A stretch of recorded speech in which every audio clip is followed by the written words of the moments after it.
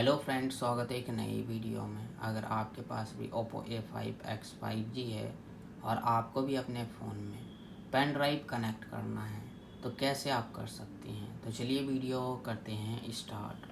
सबसे पहले आपको अपने फ़ोन में सेटिंग्स को करना है ओपन।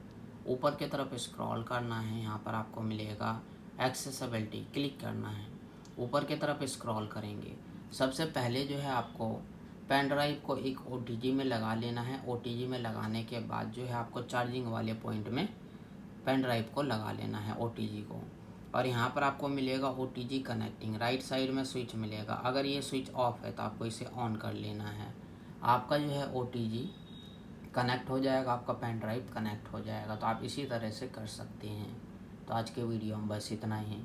और हमारे वीडियो देखने के लिए share, subscribe, like, bell icon के बटन ज़रूर दबा दें ताकि आने वाले वीडियो का नोटिफिकेशन आपको मिलता रहे।